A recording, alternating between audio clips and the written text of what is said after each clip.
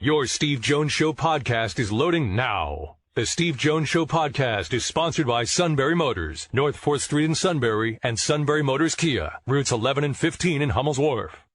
Time now to bring into the show for the first time, and this guy's going to do a great job with the program. That is John Griffin, the head basketball coach at Bucknell. John, absolute pleasure. Welcome to the show. Steve, thanks for having me. I'm excited to be on with you. All right. So, you know this landscape as well as anybody. What are some elements that have made Bucknell successful that will be critical in your formula moving forward? Ooh, it's a big question right there to start it off. We try not to go with the easy ones. Yeah, you went. Let's go. Let's hit it. Let's go. Well, there's a couple. I think important facts. I think one, historically, Bucknell's brand has been associated with the NCAA tournament. Yes. And I think that still holds great value, as we just witnessed an amazing, quote-unquote, March Madness, like an amazing month that ended with a great Final Four that didn't include any Power 5 programs. So that brand association still holds true. I think that right now the community as well as the campus are excited, and there's been loyal support for the last,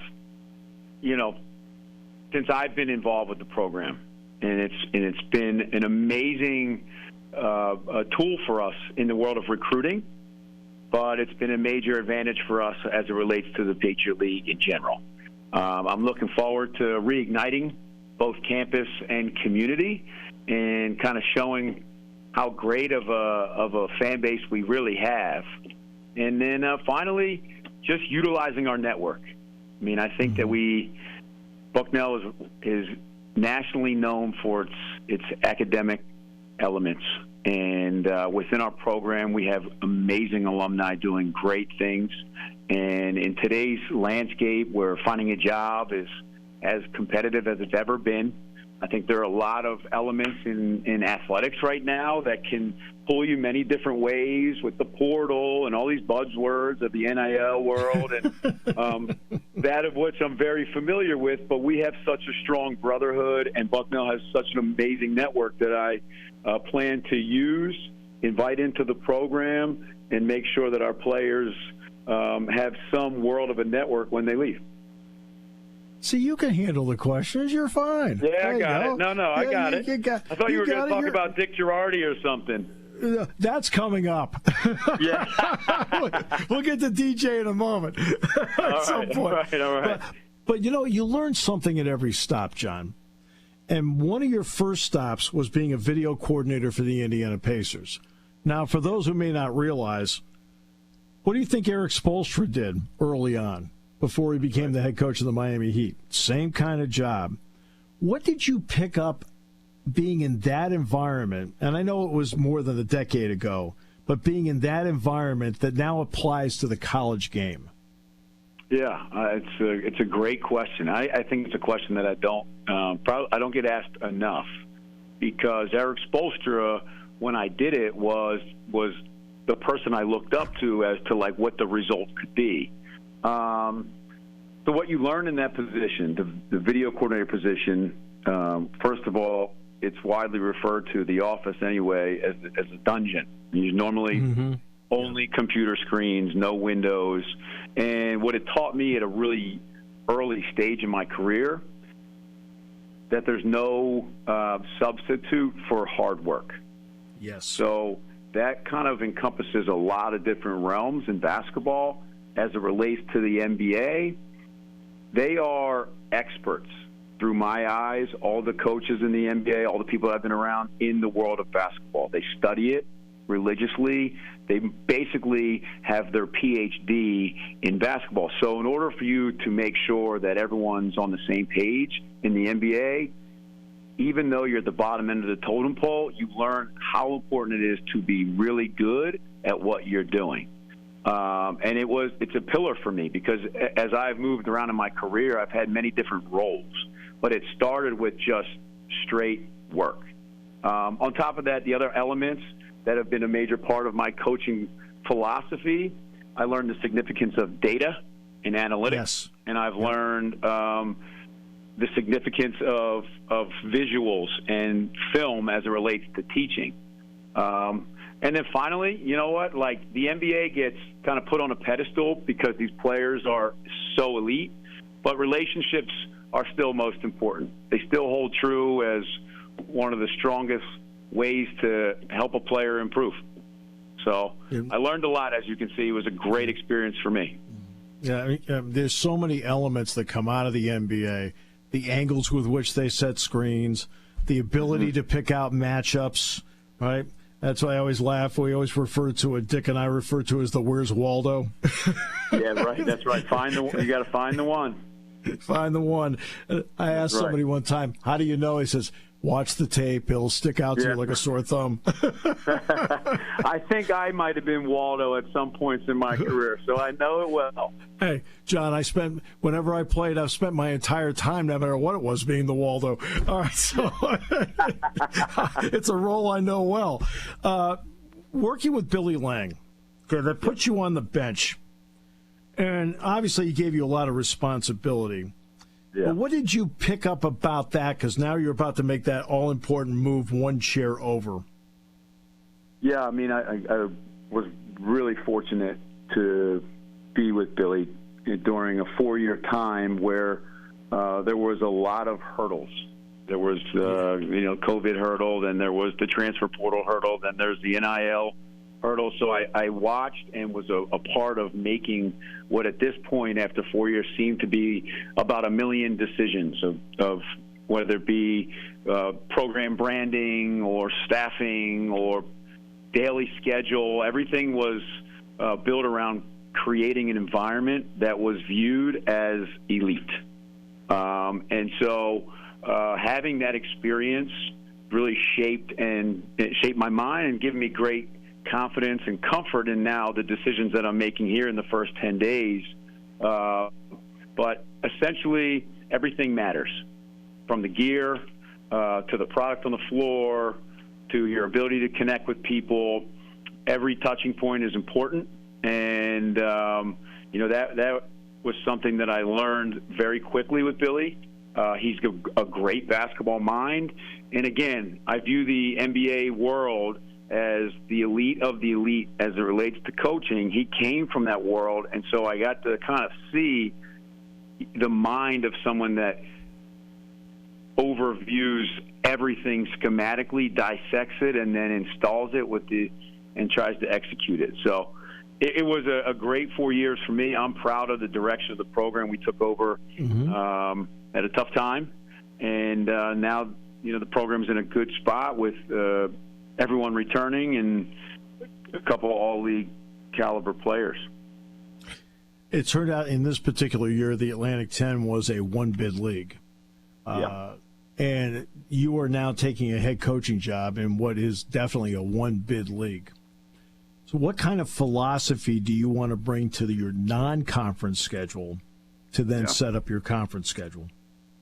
Well, as most people around here in Lewisburg and on campus that have spent time with me, they know I'm competitive. Yes. But my time, I've done scheduling now in a few different institutions, and I view it in a couple ways, especially for us here at Bucknell with one bid. One, to give us an opportunity to play better athletic abilities, more talent, kind of shock the system a little bit in preparation for an NCAA tournament appearance. That's one. But two, it's a great opportunity for us and for our players to be exposed to different areas of the country. I mean, my experience as a player, we played Pitt when Pitt was top 10 in the country, and there's an amazing setting for college basketball at that time. As a coach, I've been all over. I've been Cameron Indoor.